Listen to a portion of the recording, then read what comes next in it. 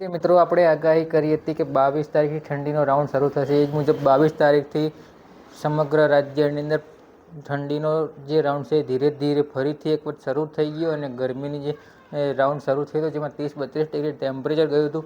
એ temperature down થઈને ફરીથી ઠંડીનો રાઉન્ડ જે છે એ શરૂ થઈ ગયો. હવે આ જે રાઉન્ડ છે મિત્રો એ રાઉન્ડ આવનારા દિવસોની અંદર 1 તારીખ સુધી એટલે કે ફેબ્રુઆરી મહિનાની 1 તારીખ સુધી હજી આવી જ રીતે કન્ટિન્યુઅસ ઠંડીનો રાઉન્ડ રહે તેવી પૂરેપૂરી શક્યતાઓ છે.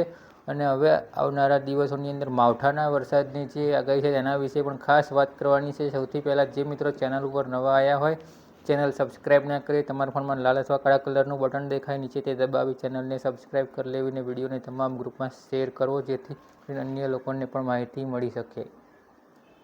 જેવી રીતે કે મિત્રો સમાચાર આપણને મળી રહ્યા છે અમદાવાદની અંદર પણ 15.7 ડિગ્રી ટેમ્પરેચર આજે જોવા મળી રહ્યું છે. એવી જ રીતે હવે જેમ આ ટાઈમ જશે તેમ તેમ હજી આની અંદર જે ઠંડીનો માહોલ છે તે વધતો પણ જોવા મળશે મિત્રો. કે ઠંડીની જે વાત કરી એ મુજબ ઠંડી હમણાં હજી વધારે રહેવાની છે કારણ કે જે ઉત્તર ભારત ઉપર જે બરફ વર્ષા થઈ રહી છે તેના કારણે હજી પણ ઠંડી વધારે રહે તેવી પૂરેપૂરી હાલ પૂરતી શક્યતાઓ દેખાઈ રહી છે. એટલે ઠંડીનો પારો છે તે હમણાં કોઈ પ્રકારે ઓછો થાય તેવો દેખાતો નથી. બાકી તે ઠંડીનું જે વાતાવરણ છે આ જે રહેવાનું છે.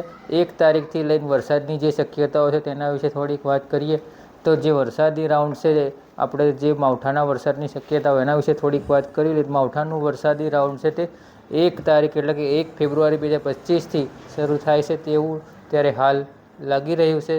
જેમાં ઉત્તર ભારત ઉપર જે વેસ્ટર્ન ડિસ્ટર્બન્સ પસાર થઈ રહ્યા છે મિત્રો એમાંથી કેટલાક પ્રકારનું વેસ્ટર્ન ડિસ્ટર્બન્સના કેટલાક લહેર છૂટા પડીને ગુજરાત તરફ આવતા હોય છે. જેના કારણે ગુજરાત ઉપર વરસાદ થતો હોય છે. અને અત્યારે હાલ યુપીની અંદર જે વરસાદ પડી રહ્યો છે હિમાચલ પ્રદેશ મનાલીમાં પણ અત્યારે હાલ જે બરફ વર્ષા થઈ રહી છે ત્યાં આગળનું ટેમ્પરેચરની વાત કરીએ તો અત્યારે હાલ મનાલીનું પણ ટેમ્પરેચર માઇનસમાં નોંધતા દેખવા આપણને જણાઈ રહ્યું છે. અને હવામાનની પેટર્ન ખાસ કરીને બદલાઈ છે. ઉત્તરાયણ બાદ પણ ઠંડીમાં કોઈ પણ પ્રકારનો ઘટાડો થયો નથી મિત્રો. 14 જાન્યુઆરી બાદ ઠંડીમાં થતો હોય છે ઘટાડો. આમ તો નોર્મલ છે 14 જાન્યુઆરી પછી ઠંડીમાં ઘટાડો થાય છે પણ આ વખતે 14મી જાન્યુઆરી પછી પણ ઠંડીનો પ્રકોપ ચાલુ છે. અને હવામાન વિભાગની પણ આ ઠંડી અંગે પહેલેથી આ મુજબની આગાહી જે છે તે આવી ગઈ છે. રાજ્યમાં ઉત્તર પૂર્વના પવન પણ ફૂંકાવાના શરૂ છે એટલે આમાં અત્યારે કોઈ પ્રકારનું ઠંડીમાં રાહત મળે તેવી શક્યતાઓ નથી. 26 જાન્યુઆરી સુધી તો તાપમાનમાં ઘટાડો થાય તેવી શક્યતાઓ નથી. તો મિત્રો આજના જે વિડીયોની અંદર વાત કરવાની ઠંડીને લઈને માવઠાના વરસાદને લઈને એના વિશે ત્યારે હાલ પૂરતું તો આટલું જ. આપણે કાલના વિડીયોની અંદર ફરીથી એક વખત મળીશું અને કાલે પણ સવારે એક વિડીયો અપલોડ કરીશું.